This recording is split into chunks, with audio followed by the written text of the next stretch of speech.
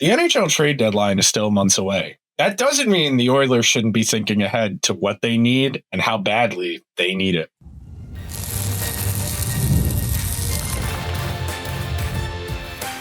You are Locked On Oilers, your daily podcast on the Edmonton Oilers, part of the Locked On Podcast Network, your team every day. Hello, everyone, and welcome to today's edition of Locked On Oilers. I am your host, Nick Zararis. This is my 10th season doing digital hockey content, my third as a host here on the Locked On Podcast Network. And I want to thank everyone that is making Locked On Oilers their first listen of the day. Locked On Oilers is a part of the Locked On Podcast Network, the #1 sports podcast network. Today's show is brought to you by our friends over at FanDuel, where you can bet live on NFL games all season long. On today's edition of Locked On Oilers, we're going holiday shopping. Christmas, Hanukkah, all on the horizon. And for our friends, the Oilers, we're going to go through our shopping list. And it's been organized into 3 categories to coincide with our 3-segment format. So to start out, we're going to start with the Oilers' single most pressing need. Our first segment, entirely about the goalies that are out there, what they might cost, how much they will cost, if it makes sense. Second segment, a top 6 winger. Jack Roslovic will be back at some point, but knowing even with Roslovic in the fold, the team likely needs another guy. We'll evaluate a few candidates. There were some crazy ones in there. And then in our final segment, we will touch on not a glaring need in right-handed defensemen, but something worth keeping in mind as we move along. So to start out this conversation, the Edmonton Oilers entered today, December 10th, as of this recording, and it will be December 11th when you are listening to this. The Oilers have a team save percentage of .869. That is goaltending comparable to the 1980s. That is unacceptable, point blank.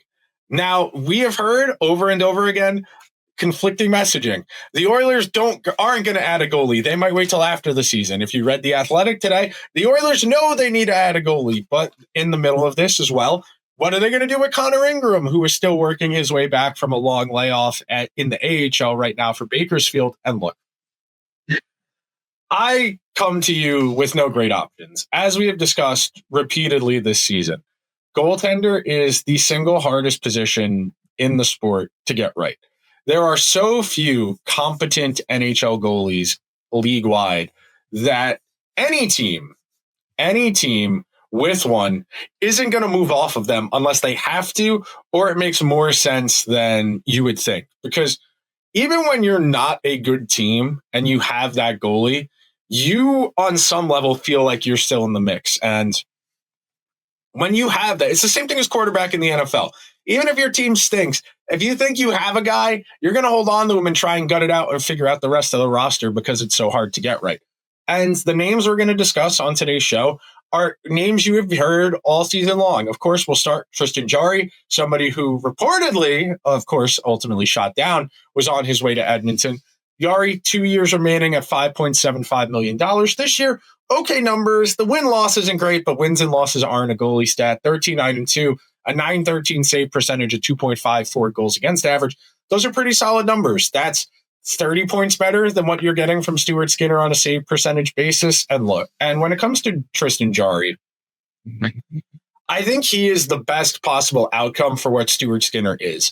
Somebody who, in a good environment, can play reasonably well, but more often than not is going to be prone to the variance of the swings in front of him because his individual talent is not good enough to supersede what goes on around him. But Tristan Jarry is a player that the Penguins signed to a long-term contract a couple seasons ago now. He has 2 years remaining after this year. I could see a world where the Penguins, who have a bit of a logjam between prospect goalies and Arthur Sheloves, who they had traded for in the offseason, say, we can clear some cap space. We can get a draft pick or two from the Oilers. We'll retain some salary. Of course, that salary holdup may or may not have been part of the reason this trade ultimately did not get consummated. Yeah, there we go. Consummated over the weekend. After Tristan Jarry, the other player I have in this category is Jordan Binnington. And candidly, I've never been the biggest fan of Jordan Binnington. I think his playoff run in 2019 is incredibly overrated in the context of the importance it had to the Blues winning.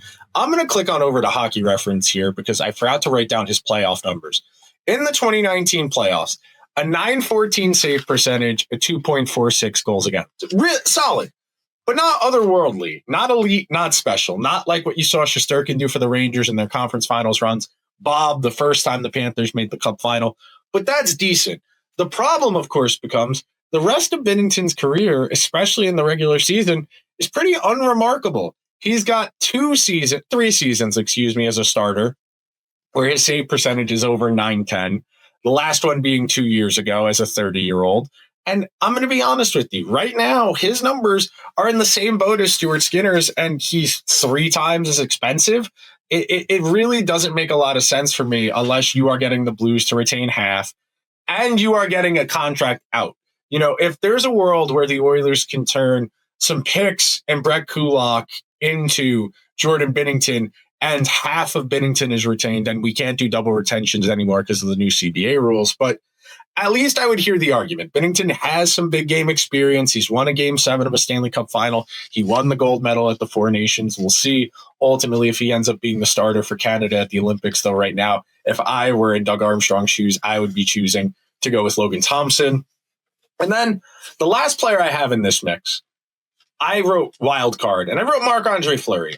I have no illusions that Marc Andre Fleury is going to come out of retirement to try and save the Oilers, but it's worth a phone call. If the guy wants to come in on a prorated deal to play 30 games down the backstretch of the regular season, and he wouldn't take the full 30, obviously, he'd probably play 10 to 15 of those in a true tandem.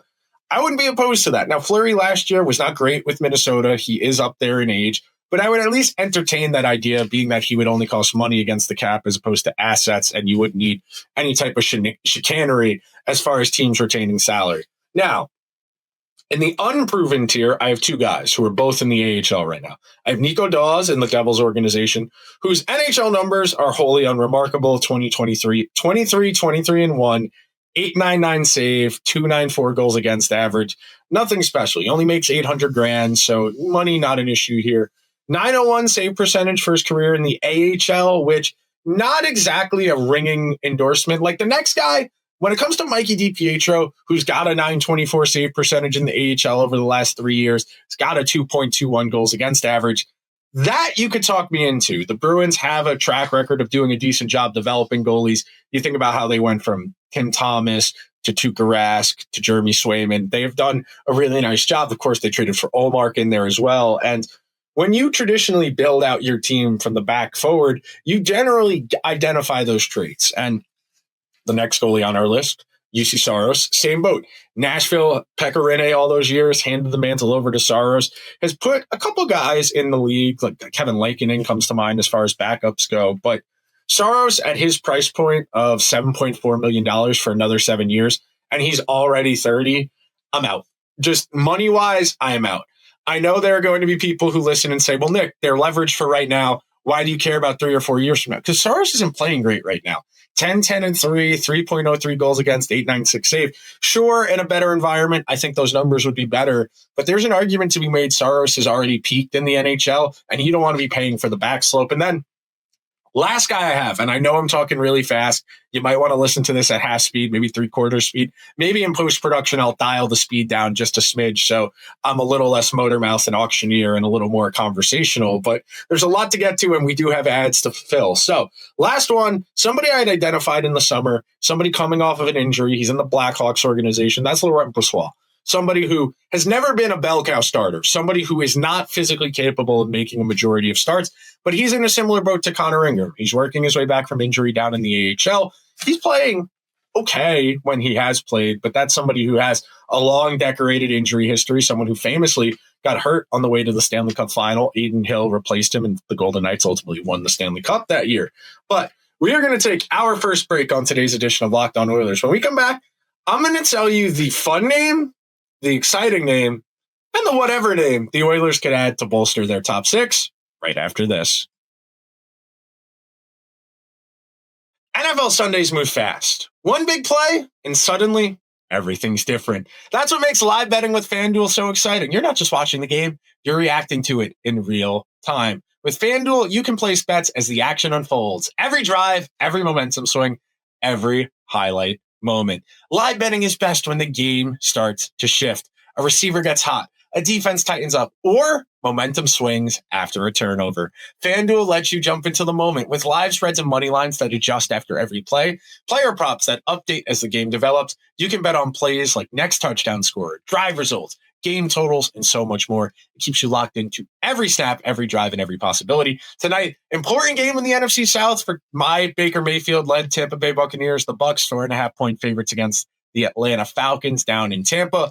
The Panthers are only a game back of the Bucs, which seems crazy a month ago, but the Bucs really need this one. And if you want to bet live in the middle of the action, visit FanDuel.com and place your live bets. FanDuel, the game moves fast, and so can you. Thank you so much to everybody that is hanging out on this edition of Locked On Oilers, and thank you for making Locked On the #1 sports podcast network. Quite the accomplishment. You already live your team every day. Now, take it up a level and go ad-free. Join the Everydayer Club today and get Locked On Oilers, no interruptions, the members-only Discord for other Locked On personalities and other everydayers, and so much more. All for just $5 a month or $50 for the year. Check the link in the show notes to learn more. And as we progress this conversation, I like doing these check-ins, these big idea episodes like this every few weeks as the season progresses. So if you're new around here, if you're just getting into the mix, if you're on the road to 3,000 subscribers like we are right now, and you're relatively new around here, we will do this episode again, probably 3 weeks from now, when we have a better understanding of where the NHL standings are at. And that's what's important here. With the Olympics serving as a real benchmark in the schedule, and then we're going to have a sprint to the finish afterwards where the Olympics start. I think it's February 11th or 12th, somewhere in there, that week, the week of the Daytona 500, funny enough. Once you start in there, you are going to have a sprint to the deadline, because the deadline's, I think, the first Friday of March, something like that. And as teams fall out of the mix, more teams will become active sellers. And right now, #1 in the right wing category, I have Alex Tuch, somebody who the Oilers saw on Tuesday night, played really well, somebody who throws a ton of hits, somebody who has 22 of his 26 points at even strength, which is really important.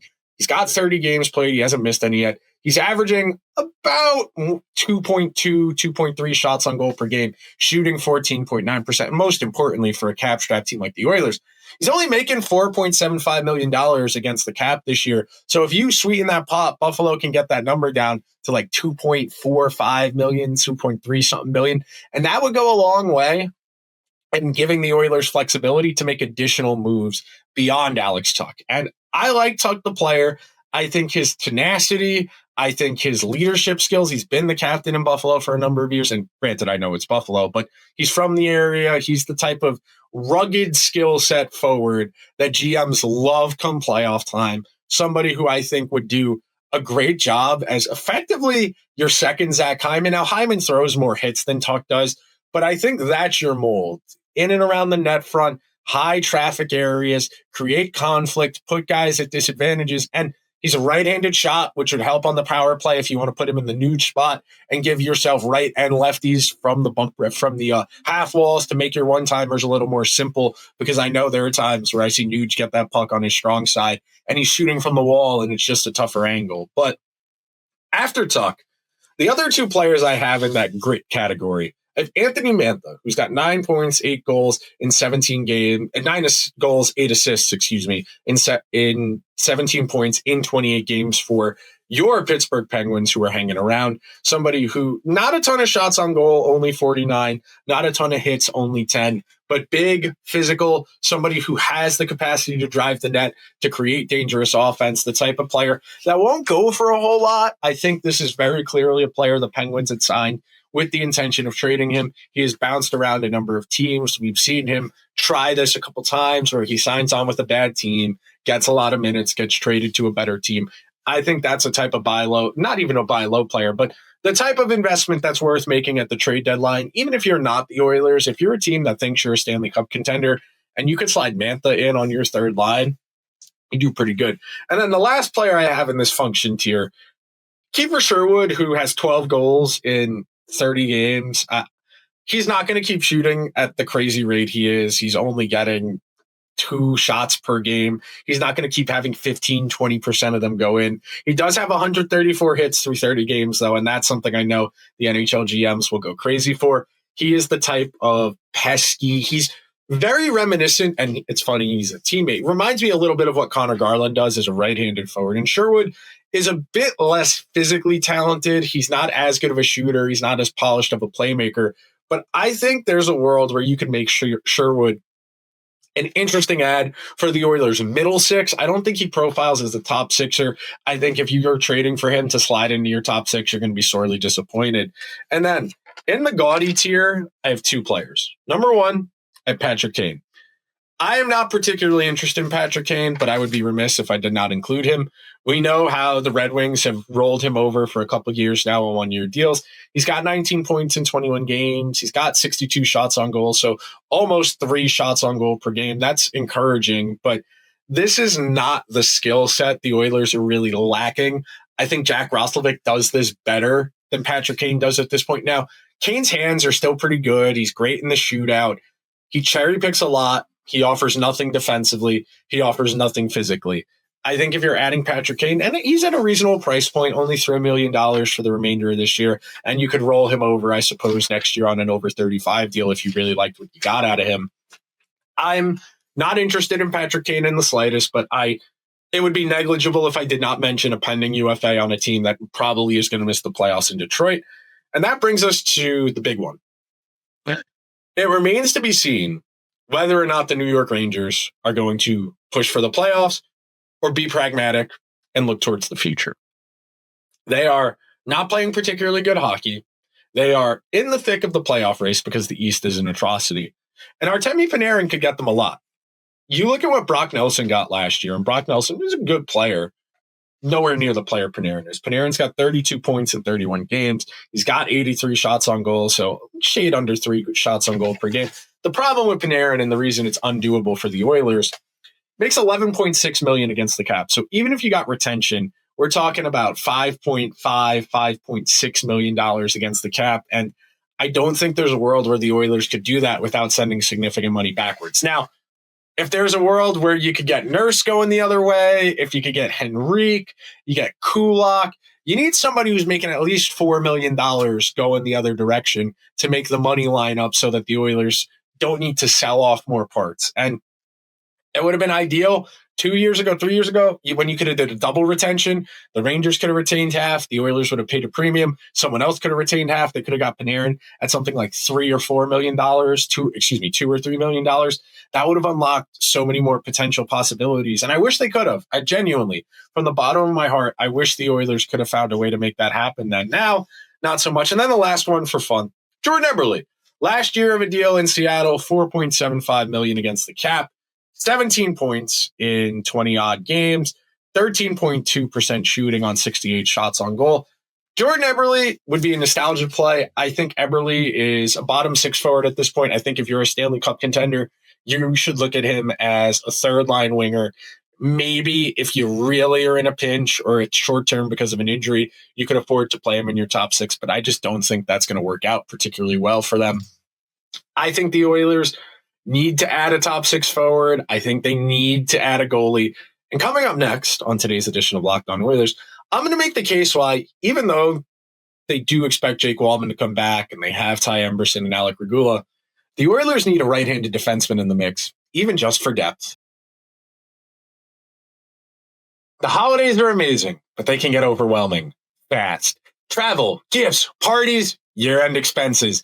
It's really easy to lose track of your money this time of year, and that's exactly why Monarch is a game changer. If you want to keep your finances under control this holiday season, you need to be using Monarch. Rated Wall Street Journal's best budgeting app of 2025, Monarch is the all-in-one personal finance tool that brings your entire financial life together in one clean, simple dashboard. The holiday spending category is a lifesaver. You can see exactly what's left in your travel and gift budget in real time. In minutes, you can check your net worth, link all your accounts, and keep track of contributions before deadlines. Monarch makes money check-ins simple. Just a minute or 2 each week, and you're completely up to speed. Do not let financial opportunities slip through the cracks. Use code LOCKEDONNHL at monarch.com in your browser for half off your first year. That's 50% off your first year at monarch.com. with code Locked On NHL. Thank you so much to everybody that is making today's edition of Locked On Oilers their first listen of the day. Everybody who has gotten on board in the last few weeks, anybody who has been here a while. And look, in the context of a long NHL season, I get it if you don't want to be thinking too far ahead. You're not worried about the Olympics, which seems to be the only thing I want to talk about when it comes to hockey, because I am just frothing at the mouth, chomping at the bit, whatever terminology you want to use. I want to see more best on best hockey. I thought Four Nations was some of the most fun I've had watching hockey in a long time. And with the Oilers not looking like Stanley Cup contenders, seeing Connor, Sid, and Nate Mack chase a gold medal for the Leaf, I mean, it doesn't really get better than that. And narratives wise, believe me, I can't wait to start doing Olympic coverage. I can't wait to start doing Olympic content, but we got a ways to go before we get there. And when it comes to the Oilers' defensive depth, a lot of this conversation, unfortunately, has to be framed around Darnell Nurse's money. If Darnell Nurse was not making $9.25 million and the Oilers had another $3, $4, maybe even as much as $5 million to play with, we could be talking about them making some serious damage at this trade deadline. And candidly, real quick, as an aside, I don't love the team that has to go out and add a ton at the deadline. I think if you are a team that is right there, and it's not a great example because they lost in the first round, but that Bruins team a couple of years ago that lost in the first round to Florida, that traded for Bertuzzi and Dmitry Orlov and Garnet Hathaway, that made all of those moves to load up. They already were on pace for the best regular season ever. And then Don Sweeney looked around and said, well, if this isn't the year, when is? That's different. If you're a bubble team and you make all those moves, I'm not as big of a fan. The most famous one, of course, being Columbus when they traded for Matt Duchene. They had him, Panarin, and Bobrovsky all become free agents at the same time. I get it. Their expectations in Columbus are a little bit different. They don't expect to win Stanley Cups. For them, it was about winning a playoff round, which they did. Kudos to them. Pulled off one of the great upsets in the history of the playoffs, upsetting the Tampa Bay team that, ironically enough, just like the Bruins, had set the best record in the regular season to that point. And when it comes to these guys, when it comes to the players who are unrestricted free agents, who are on teams trending in the wrong direction, there aren't a lot of options as far as right-handed defensemen. Now, if you wanted to do devil's advocate, John Carlson, I'd be open to a 1-year moonlighting of John Carlson. You get his number down to $4 million per year. That'd be enticing. Rasmus Anderson, though I doubt the Flames would trade him to their providential rivals, it's not out of the question. It's not implausible if the Oilers blew them away. Brent Burns, we know he's not leaving Colorado. Sam Malinsky, I'll be honest with you, I've watched a couple of Avalanche games. I have no idea who that is. No interest in Jacob Trouba. No interest in Tony DeAngelo. No interest. Actually, I take it back. Some interest in John Klingberg. That's the one guy going down this list of pending unrestricted free agent defensemen that is pretty interesting in terms of you could sell me on it. And I don't think the Oilers need to add a lineup player. I think once Walman comes back, one of Regula or Emberson will be rendered to the 7th D. And candidly, I like Regula's toolbox a lot. I think at his size, his movement, and when he has time, his puck movement are pretty good. Eye test wise, I like what I see from Alec Regula. I think he is a player who, in another life, has a very different career trajectory. And unfortunately for Regula, like a lot of guys, he just has not had the opportunities. And some of that is injuries. Some of that is the circumstances around him, the quality of the roster around him. But I think the Oilers are probably better off with Emberson. I think Emberson's underlying numbers are a bit more promising. But the Oilers probably need one more defenseman in the mix. And if you want Regula to be that 7th guy, I'm fine with that. But there are guys out there. You know, Klingberg, probably the most obvious one, somebody who the Oilers know he has a bit of chemistry. Famously, I was banging the desk about how good him and Jake Walman were last year as a pair. I thought they did a remarkable job, frankly. And all of this is to say, it is very early on in this process. Generally, NHL teams are putting together their lists now. By Christmas, most NHL teams will have doled out their assignments for the stretch. where you're going to send your regional scouts out, your pro scouts out, and based on the work that they've done over the first few months, they're going to start to refine their lists. And again, it doesn't help that so many teams are still in the mix other than maybe the Flames, the Sharks, not the Sharks, excuse me, that muscle memory, I'm sorry. The Flames, the Predators. There are some really stinky teams in the NHL right now. And anybody could get cold, anybody could get hot. So maybe we're talking about a different set of players the next time we do this. But the Oilers are in the thick of it. Even if they're not playing well, even if they're not particularly exciting, right now at least, they stand to add at the trade deadline. With that in mind, starting to frame your shopping list early is a good habit. I think goalie, unequivocal biggest need. I do not think there is a world where the Edmonton Oilers could fail to add a goalie and things go well. I'm just hand to God. If the Oilers do not add a goalie to this room and a starting caliber goalie, at least in a tandem, this season was a waste. And that's unfair to Pickard and Skinner, who have done a nice job over the last 2 years. And when I say nice job, that's very tongue-in-cheek because they are not the reason the Oilers have made the last 2 Stanley Cup finals. They have been sometimes contributors. Stu does get his flowers for the 2 conference finals against Dallas, where he has outplayed Jake Ottinger. But other than that, it's a whole lot of wanting more. And after adding goalie, and there are guys, and funny enough, as much as I had said in the opening segment, it's hard to get a good goalie. I think, candidly, they're the most goalies you could get out of the 3 position groups we talked about today. You had DiPietro, and you had DiPietro, you had Tristan Jarry, you had Jordan Binnington. You could call Marc Andre Fleury. You could call the Devils about Nico Dawes. UC Soros. You see what I mean? I'm talking way too fast. I'm turning into the guy from I'm turning into not diners, drive-ins, and dives. What am I talking? Antique Roadshow. There we go. You get a really good glimpse into my mind at times on this show when you hear that stream of consciousness in my brain trying to keep up with how fast my mouth is moving. But the Oilers need to add a goalie. No ifs, ands, or buts. No equivocations. No, what about? I don't even care. If Connor Ingram turns into Dominic Hasek, we can have a conversation about him taking the starter role. I want somebody who has started NHL games in the last year or two at a reasonably high level brought in here. If it's Tristan Jarry, I will hold my nose, I will hold my breath, and I will get over it. I cannot go through the rest of this season with this goalie tandem. They have an .870 save percentage. Then we need more offense. I would love Alex Tuch. I don't think the Oilers are going to be able to shop at that price point, and I know he doesn't make a lot of money.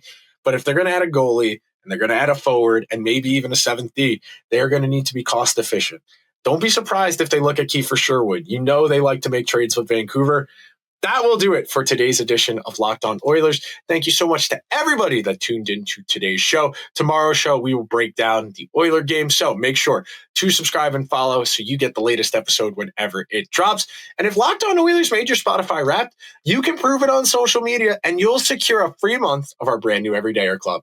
Tag our national Locked On Podcast Network account on any social platform and we'll drop you a code. You can be one of the first to join the Everydayer Club to get your favorite show ad-free and exclusive access to the members-only Discord channel. For those on video, we send you to the first ever 24/7 national Locked On Podcast Network YouTube channel. On your second listen, be sure to check out NHL Game Night on Locked On NHL. I'll talk to you guys tomorrow. Until then, let's go Oilers.